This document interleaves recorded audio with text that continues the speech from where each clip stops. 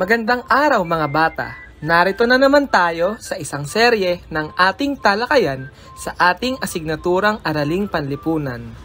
Ang seryeng ito ay nakasentro sa mga suliraning pangkabuhayan pagkatapos ng digmaan at naging pagtugon sa mga suliranin. Ako nga pala ang inyong guro, James Christian Orbayo, na umaasang kayo'y makikinig ng mabuti, matuto at mag-enjoy sa aking inihandang presentasyon. Kaya't ano pang iniintay nyo? Atin nang simulan ang ating talakayan.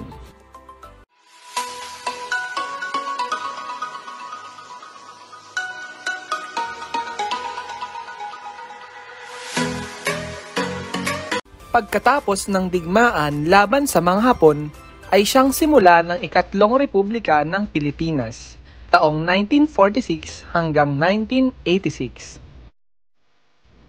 Narito ang mga naging presidente noong ikatlong Republika ng Pilipinas. Una sa ating listahan ay si Pangulong Manuel A. Roxas na nagsilbi taong 1946 hanggang 1948. Pangalawa sa ating listahan ay si Pangulong Elpidio R. Quirino na nagsilbi noong taong 1948 hanggang 1953. Pangatlo sa ating listahan ay si Pangulong Ramon F. Magsaysay na nagsilbi taong 1953 hanggang 1957. Pang-apat sa ating listahan ay si Pangulong Carlos P. Garcia na nagsilbi taong 1957 hanggang 1961. Ikalima naman sa ating listahan ay si Pangulong Diosdado M. Macapagal na nagsilbi taong 1961 hanggang 1965. At si Ferdinand E. Marcos na nagsilbi taong 1965 hanggang 1986.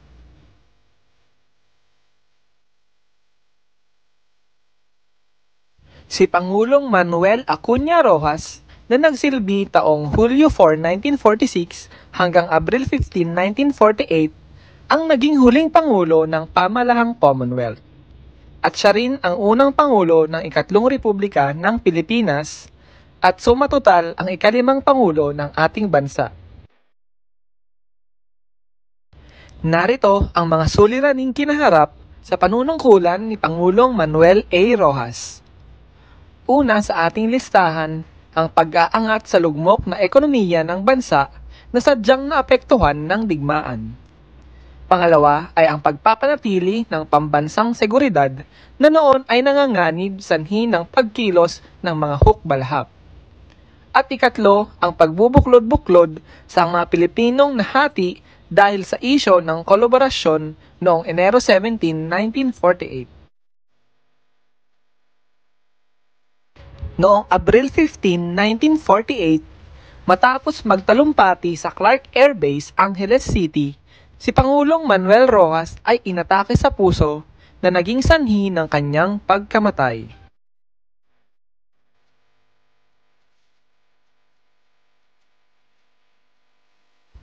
Si Pangulong Elpidio Rivera Quirino na nagsilbi taong Abril 17, 1948 hanggang Disyembre 30, 1953 ang ika-6 na Pangulo ng bansa at ang ikalawang Pangulo ng ikatlong Republika ng Pilipinas. Siya ay tinaguriang ang ama ng industrialisasyon sa ating bansa. Narito naman ang mga suliraning kinaharap ni Pangulong Elpidio Quirino. Una, ang pag-aangat ng kabuhayan ng ating bansa. Pangalawa ay ang pagsugpo sa banta ng komunismo. Pangatlo ay ang pagpigil sa ginagawang panliligalig ng mga kasapi ng hukbalahap. At pang-apat ay ang pagbabalik ng tiwala ng taong bayan sa kakayahan at katapatan ng pamahalaan. Si Pangulong Ramon del Fierro Magsaysay na nagsilbi taong Disyembre 13, 1953 hanggang Marso 17, 1957 ang ikapatong Pangulo ng bansa at ang ikatlong Pangulo sa ikatlong Republika ng Pilipinas. Siya ay tinaguriang kampyon ng masang Pilipino, kampyon ng demokrasya, at siyang tinaguriang idolo ng masa.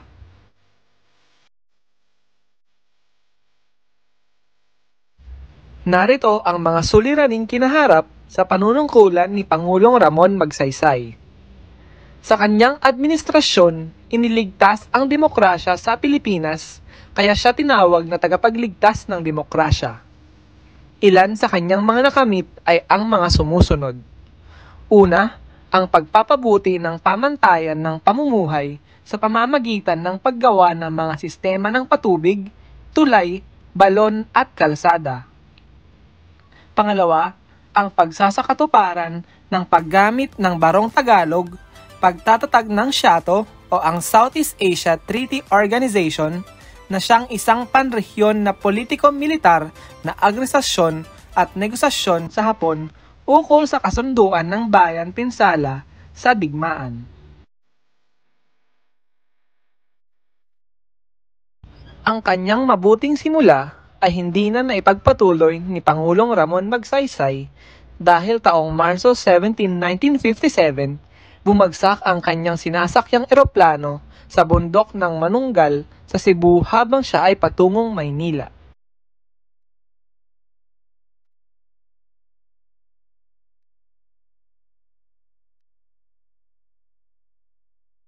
Si Pangulong Carlos P. Garcia na nagsilbi taong Marso 17, 1957 hanggang Disyembre 13, 1961 ang ikawalong Pangulo ng ating bansa at siyang ikaapat na Pangulo ng ikatlong Republika ng Pilipinas.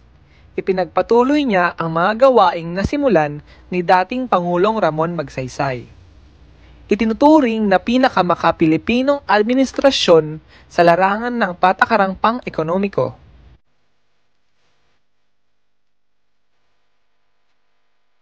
Narito ang mga suliraning kinaharap sa panunungkulan ni Pangulong Carlos P. Garcia.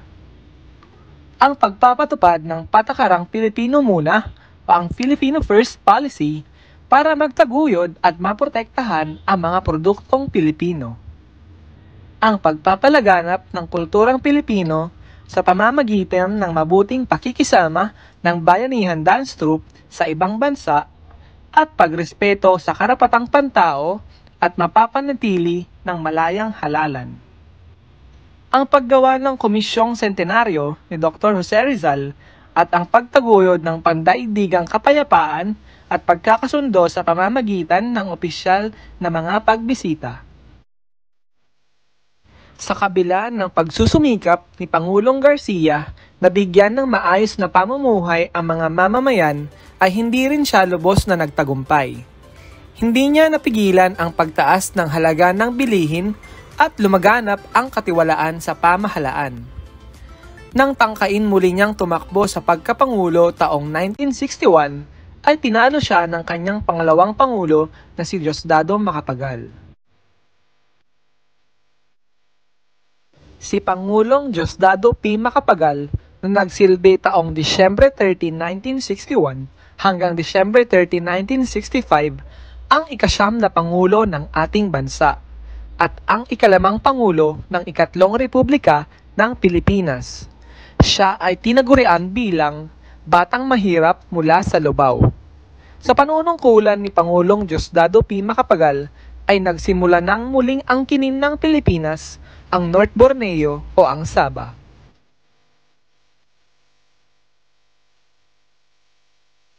Narito ang mga suliraning kinaharap sa panunungkulan ni Pangulong Diosdado P. Macapagal. Kanyang ipinangako ang bagong panahon sa bansang Pilipinas sa pamamagitan ng mga sumusunod. Ang paggamit ng pambansang wika sa mga pasaporte, selyo, palatandaan ng trapiko, pangalan ng mga bagyo, diplomang pampaaralan at iba pang mga katibayang diplomatiko. Ang paglipat ng Araw ng Kalayaan ng Pilipinas sa Hunyo 12 mula Hulyo 4. Ang paghahain ng opisyal na pag-aari ng Pilipinas sa Sabah noong Hulyo 22, 1962. At ang pagkakalikha ng Samahang Mapilindo o ang Malaysia, Pilipinas at Indonesia na isang pagkakaisang pang-ekonomiya at ang pagpasa sa Kongreso ng Agricultural Land Reform Code noong 1963. si Pangulong Ferdinand Edralin Marcos na nagsilbi taong Disyembre 30, 1965 hanggang Pebrero 25, 1986 ang ika-10 Pangulo ng ating bansa at ang ika-6 na Pangulo ng ika-3 Republika ng Pilipinas. Siya ay tinagurian bilang infrastructure man at ang pinakamatagal na naging Pangulo ng bansa na nahalal ng 5 beses. Siya ay nakilala sa kanyang mga taguring, ang Pilipinas ay magiging dakilang muli.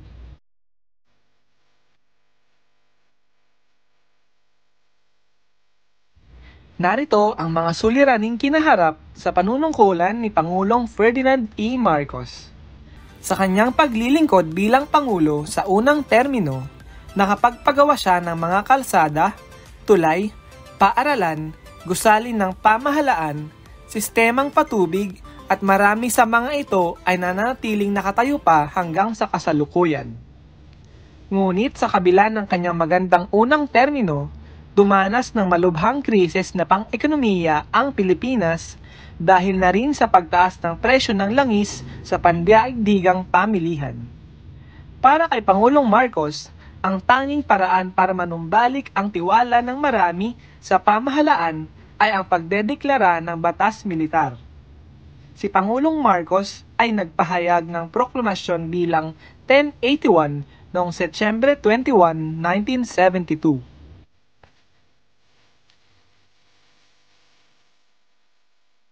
Gawin mo! Panuto! Suriin ang bawat pahayag. Isulat ang tama, sapat lang kung ito ay nagsasaad ng katotohanan at mali naman kung ito ay hindi.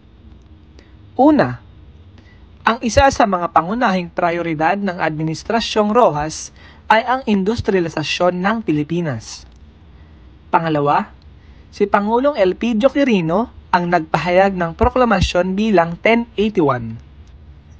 Pangatlo, sa panunungkulan ni Pangulong Ramon Magsaysay na itatag ang SIATO o ang Southeast Asian Treaty Organization. Pang-apat, sa pamamahala ni Pangulong Diosdado Macapagal, nangyari ang paglipat ng Araw ng Kalayaan sa Hunyo 12 mula Hulyo 4. Panglima, ipinatupad ni Pangulong Carlos Garcia ang Filipino First Policy upang maprotektahan ang mga produktong Pilipino.